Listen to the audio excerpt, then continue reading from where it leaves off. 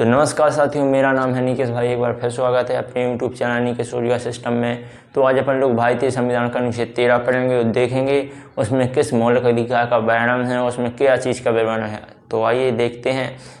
तो चलिए बिना किसी देरी के वीडियो को शुरू करते हैं और देखते हैं भारतीय संविधान का अनुच्छेद 13। तो दोस्तों, ये है अपने भारतीय संविधान का अनुच्छेद 13, जिसमें है मूल अधिकारों से असंगत या उनका अल्पीकरण करने वाली विधियाँ। तो पहले अपन लोग इसको संविधान की भाषा में देखेंगे, फिर मैं आपको बिल्कुल सरल भाषा में बताऊंगा आपको। तो 13 का पहला क्लॉज है, इस संविधान के प्रारंभ से ठीक पहले भारत के राज्य क्षेत्र में प्रवृत्त सभी विधियां उस मात्रा तक शून्य होगी जिस तक वे इस भाग के अपबंधों से असंगत हैं। तो 13 का दूसरा क्लॉज है, राज्य ऐसी कोई विधि नहीं बनाएगा जो इस भाग द्वारा प्रदत्त अधिकारों को छीनती है या न्यून करती है, और इस खंड के उल्लंघन में बनाई गई प्रत्येक विधि उल्लंघन की मात्रा तक शून्य होगी। तो अब अपन लोग भारतीय संविधान के अनुच्छेद 13 का क्लॉज 3 देखते हैं। तो यहाँ पर तीसरा क्लॉज है, इस अनुच्छेद में जब तक कि संदर्भ से अन्यथा अपेक्षित ना हो। तीसरे क्लॉज में दो श्रेणी है। पहली श्रेणी है, विधि के अंतर्गत भारत के राज्य क्षेत्र में विधि का बल रखने वाला कोई अध्यादेश, आदेश, उपविधि, नियम, विनियम, अधिसूचना, रूल या प्रथा है। तो यहाँ पर पहली सूची हो गई। दूसरी अनुसूची है, प्रवृत्त विधि के अंतर्गत भारत के राज्य क्षेत्र में किसी विधानमंडल या अन्य सक्षम प्राधिकारी द्वारा इस संविधान के प्रारंभ से पहले पारित या बनाई गई विधि है जो पहले ही निश्चित नहीं कर दी गई, चाहे ऐसी कोई विधि या उसका कोई भाग या उस समय पूर्णतया या विशिष्ट क्षेत्रों में प्रवर्तन में नहीं है। अब चौथा क्लॉज है, इस संविधान की कोई बात अनुच्छेद 368 के अधीन किए गए संविधान के किसी संशोधन को लागू नहीं होगी। तो ये तो हुई संविधान की भाषा। मैं आप लोगों को समझ सकता हूँ कि आप लोगों को बिल्कुल भी समझ में नहीं आया होगा, क्योंकि जो संविधान में कठिन भाषा में लिखा है सेम वही है यहाँ पर। अब मैं आपको बिल्कुल सरल भाषा में बता रहा हूँ कि इसका मतलब क्या है।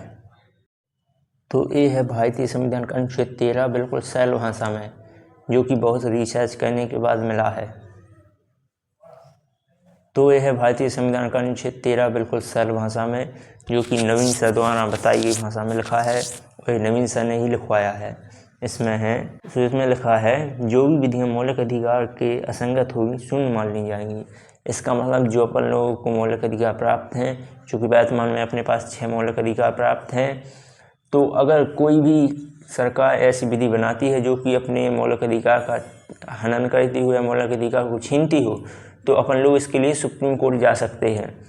और कोई भी ऐसी विधि सरकार बनाएगी तो वो कोर्ट मान्य नहीं करेगा, कोर्ट उसको रिजेक्ट कर देगा।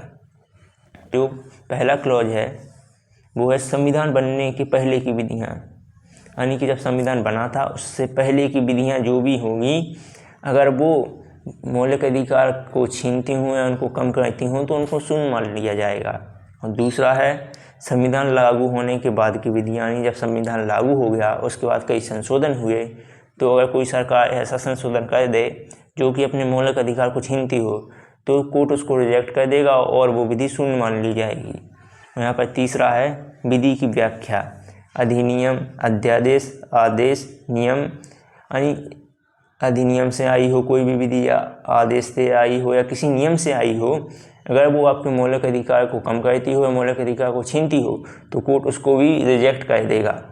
लेकिन यहाँ पर चौथे क्लॉज में एक ट्विस्ट डाला गया है। चौथा क्लॉज है, संविधान संशोधन आर्टिकल 368 को भाग 3 के संदर्भ में विधि नहीं माना जाएगा। इसका मतलब ये है कि कोर्ट जो है संविधान संशोधन करने के लिए रोकेगा नहीं, वो कहेगा आप संविधान संशोधन करो, आपको जो करना है वो करो, हम तब चेक करेंगे जब संविधान जो संशोधन किया है आपने सरकार ने, वो जब चेक होगा, जब पहले कोर्ट के पास जाएगा तो कोर्ट चेक करेगा क्या ये मौलिक अधिकार का हनन तो नहीं कर रहा है, मौलिक अधिकार को छीन तो नहीं रहा है। संविधान संशोधन करने से नहीं रोकेगा कोर्ट, जब अप्लाई होगा तो अगर मौलिक अधिकार के विपरीत होगा वो नियम तो कोर्ट उसको रिजेक्ट कर देगा। अगर मौलिक अधिकार ख़त्म नहीं हो रहे हैं, कम नहीं हो रहे हैं, तो फिर कोर्ट उसको लागू कर देगा। जब सरकार चेंज करेगी, जब सरकार संशोधन करेगी जब सरकार भारतीय संविधान में संशोधन करेगी उस समय कोर्ट कुछ नहीं कहेगा, वो कहेगा आप संशोधन करो जितना करना है, और जो संशोधन हो जाएगा फिर वो कोर्ट के पास जाएगा, तो कोर्ट उसको चेक करेगा, देखेगा कि इसमें क्या चीज़ सही है क्या गलत है। तो जो भी सही होगा वो तो कोर्ट लागू कर देगा, लेकिन जो गलत होगा कोर्ट उसको रिजेक्ट कर देगा। तो जैसा आप लोगों को पता होगा 99वां भारतीय संविधान संशोधन हुआ था जो सरकार ने कर दिया, लेकिन जब कोर्ट के पास गया तो कोर्ट ने उसको रिजेक्ट कर दिया, क्योंकि कोर्ट के पास भारतीय संविधान के अनुच्छेद 13 की पावर है कि वो संविधान संशोधन करने के लिए नहीं रोकेगा, जितना करना है करो, लेकिन बाद में जब कोर्ट के पास आएगा आदेश लागू करने के लिए तो उस समय वो चेक करेगा क्या सही है क्या गलत है। तो जो गलत होगा उसको रिजेक्ट कर देगा और जो सही होगा उसको लागू कर देगा। तो यही इसमें दिया गया है कि कोर्ट नहीं रोकेगा सरकार को संविधान संशोधन करने के लिए। सरकार संविधान संशोधन कर सकती है, कितना भी बुरा करे या अच्छा करे, लेकिन जब लागू होगा तब कोर्ट चेक करेगा, अगर गलत हुआ तो उसको रिजेक्ट कर देगी और वो संविधान संशोधन नहीं माना जाएगा, और अगर अच्छा हुआ तो फिर उसको लागू कर दिया जाएगा।